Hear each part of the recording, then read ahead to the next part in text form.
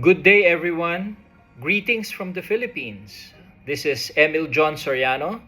I'm the Theology Network and Engagement Manager for the Asian region. And today, I'm glad that I could share with you this third Sunday of Advent reflection on the theme of joy.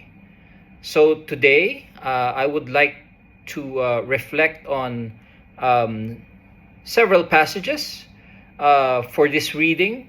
We will be reading from Isaiah chapter 35, verses 1 to 10. And you might want to look at the Gospel of Luke in chapter 1, verses 46 to 55. And another reading is from Matthew chapter 11, verses 2 to 11.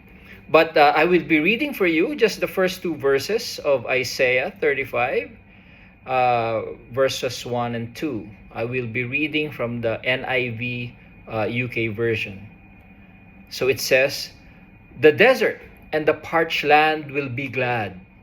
The wilderness will rejoice and blossom. Like the crocus, it will burst into bloom. It will rejoice greatly and shout for joy." What gives you joy? There's so much in our world that is so beautiful, that brings us joy. But there's a lot too in our present times that rubs away our joy.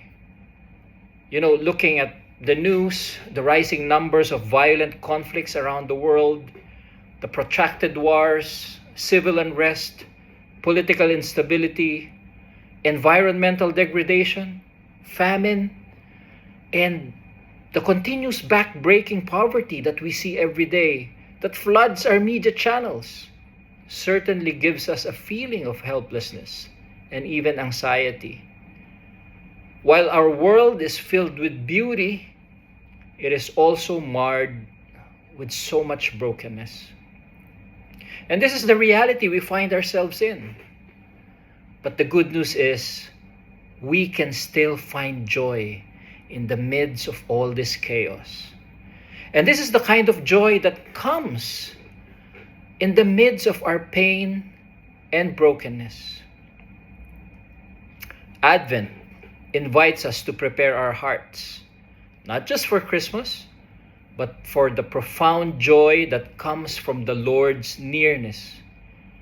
The passage that we just read from the prophet Isaiah paints a vivid picture of transformation, declaring that the wilderness and the dry land shall be glad, the desert shall rejoice and blossom.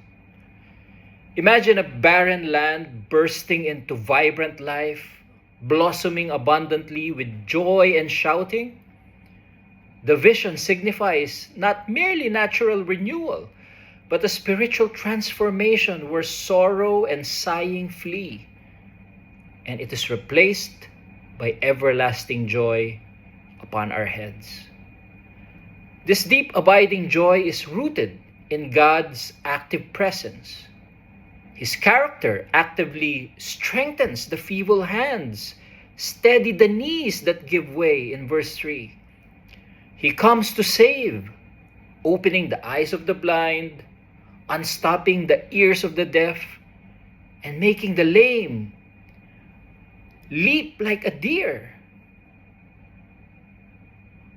When we go to the passage in Luke, in the Magnificat, Mary, despite living under the tyranny of Roman occupation and the grave injustices that she witnessed day by day, declared, "My spirit rejoices in God, my Savior."